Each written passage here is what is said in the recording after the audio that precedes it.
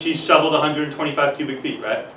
So again, this is like, H of 7 is the amount of snow she shoveled up to that point, plus the change in the amount of snow she shoveled, or the amount of snow she shoveled between 7 and T.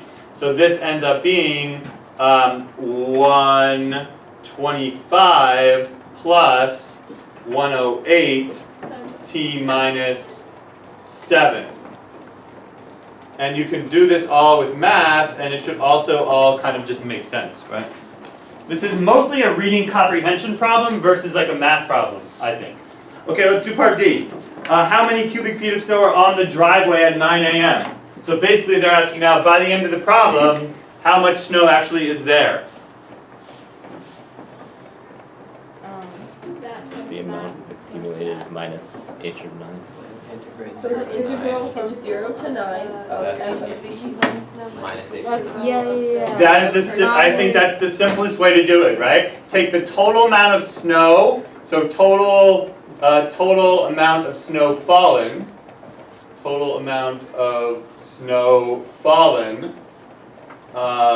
by 9 a.m. minus the total amount Janet shoveled by 9 a.m. How do you do the integral thing on your calculator? And what is the total amount of snow fallen by 9 a.m.? That's the Just 0 the integral from 9 0 to 9 f of t. of the rate at which the snow is falling. And then it's like h of t. Minus, basically, just h of 9. And in part C, we computed h of 9, which should be, well, whatever it is. They just plug 9 in here, right? You could also just do it via common sense. If this hour she shovels 125 cubic feet, and then this hour she shovels 108 cubic feet per minute, then it's just 125 plus 216, right? Say it right. Right. So she shoveled, this is like 341. I don't know if you should put Y2, because you didn't actually, oh, he typed Y, he typed F in there. Okay, so that works. So quit back, so that should be good. Answer? 26. Taking a while, but the answer is 26.334. And actually the rule on the AP exam is you can round or truncate. So they'll accept 26.334 or 26.335, and they'll accept no other answers. If you write 26.33, you just lose all credit. It's as if you had written like number 7. Wait, really? Really. You don't get partial credit You get partial credit, but there's a point, for the you correct get a point for the correct answer, and if it's all correct, it's correct, if it's all wrong, it's wrong. Alright, do you guys basically get this? It's just kind of an application of what we've been doing.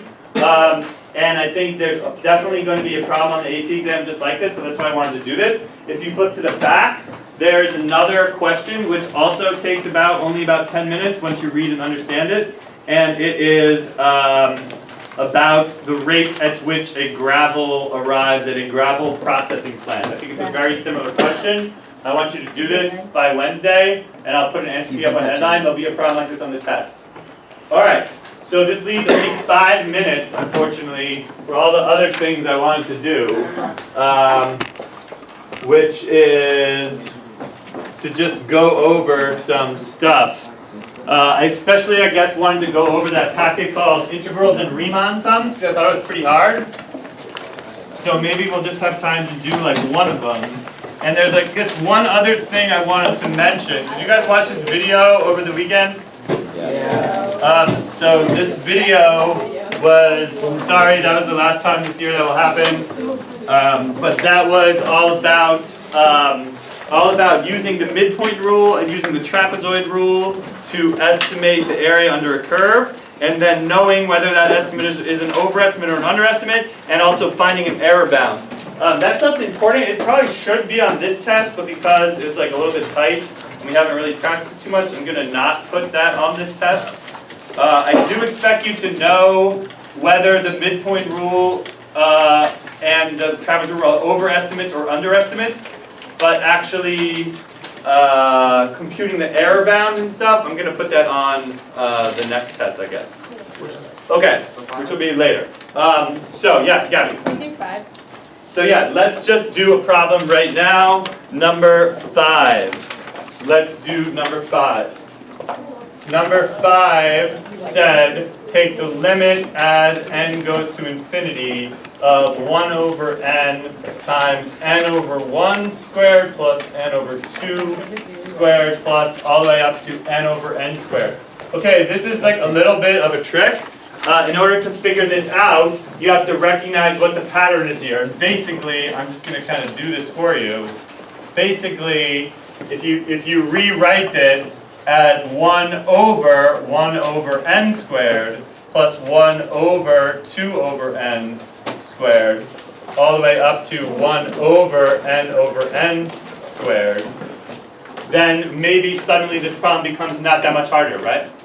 Because now what we have is the integral wherein we're sampling 1 over n, 2 over n, 3 over n, etc., all the way up to n over n. And we have n rectangles, so we have n rectangles, and delta x is 1 over n.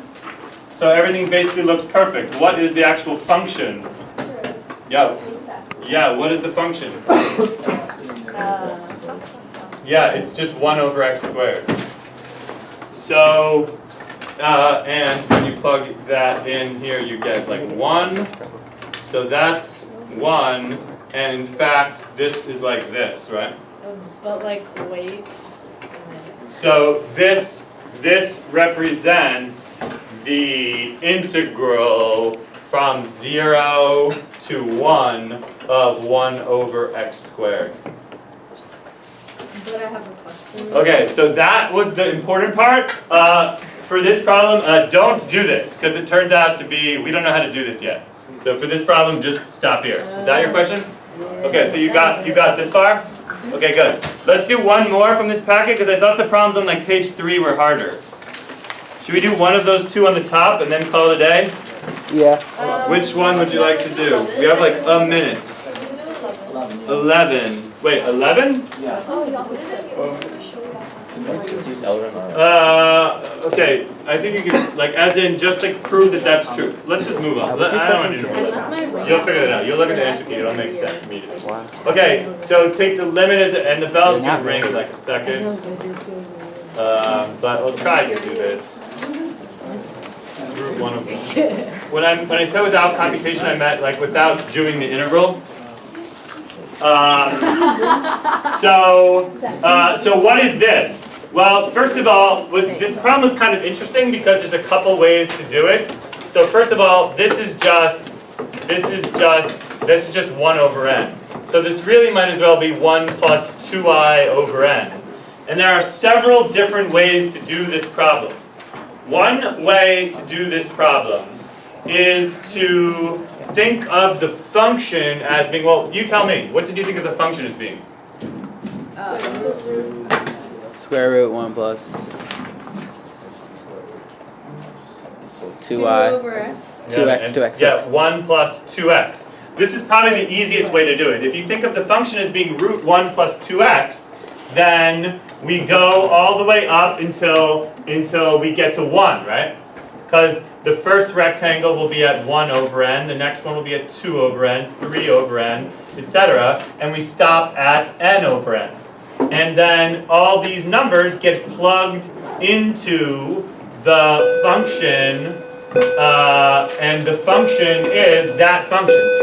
And if you plug those numbers into the function, if you plug 1 over n into it, then it just makes sense, right? So this becomes the integral from 0 to 1 of root 1 plus 2x dx.